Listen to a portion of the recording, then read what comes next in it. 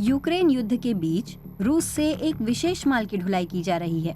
टेम्लिन में चेक गणराज्य के परमाणु ऊर्जा संयंत्र के लिए यूरेनियम की छड़ें। इन ईंधन छड़ों के बगैर चेक गणराज्य का अधिकांश हिस्सा अंधेरे में डूब जाएगा। देश की 40% बिजली परमाणु ऊर्जा से मिलती है। इस खेप में रूस से आई छड़ें अगले कुछ साल के लिए परमाणु रिएक्टरों को चालू रखने के लिए काफी होंगी।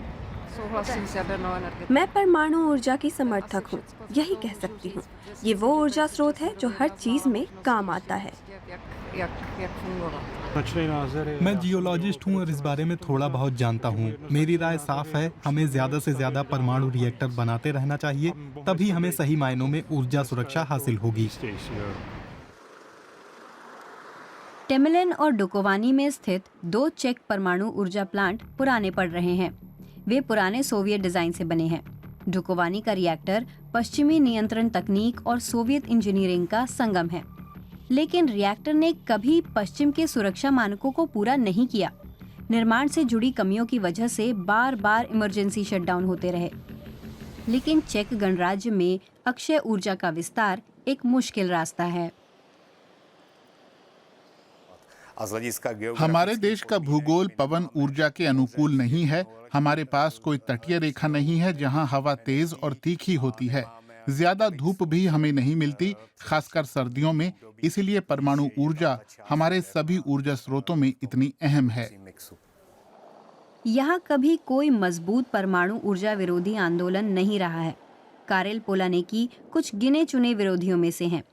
वो 2036 तक 2 नए परमाणु रिएक्टर बनाने के सरकार के फैसले की आलोचना करते हैं।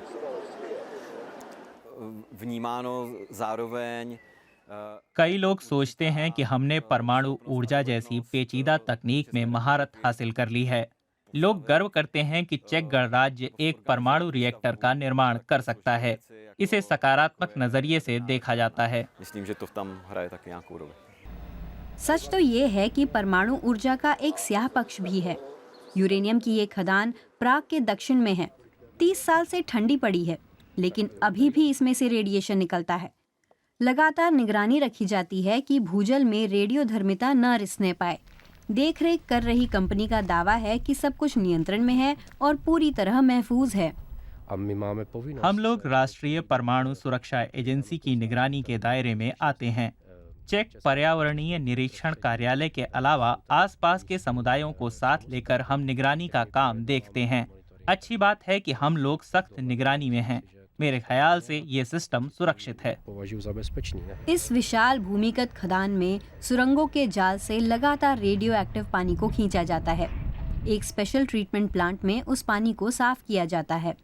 इस पर हर साल करीब 40 लाख यूरो का खर्च आता है। इतना सारा पैसा भूजल को बचाने में जा रहा है।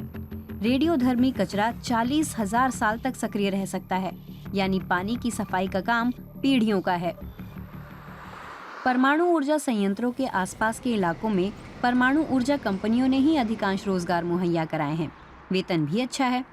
प्रत्येक टाउन हॉल में मापन स्टेशन बने हैं जहां लोग रेडियो एक्टिविटी का स्तर पढ़ सकते हैं।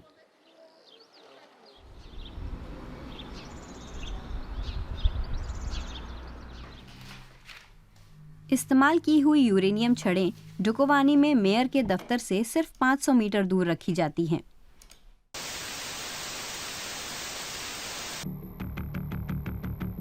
ये पिछले कुछ दशकों में इस्तेमाल की जा चुकी छड़ें हैं। कंपनी कहती है कि डुकोवानी के परमाणु ऊर्जा संयंत्र पर उन्हें अस्थायी रूप से रखा गया है, लेकिन ऐसा कोई सुरक्षित भंडारण स्थान नहीं है जहां अगले 40,000 साल के लिए उन छड़ों को रखा जा सके। उनसे रेडिएशन निकलना जारी है।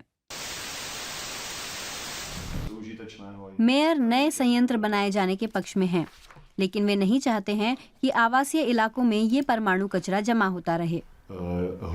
एक समुचित भंडार गृह की तलाश अभी भी एक मुद्दा है और ये बड़ा ही मुश्किल भी होगा, क्योंकि जहां कहीं भी भूगर्भीय लिहाज से भूमिगत भंडार की स्थितियां अनुकूल हैं, वहां लोग इसका विरोध कर रहे हैं।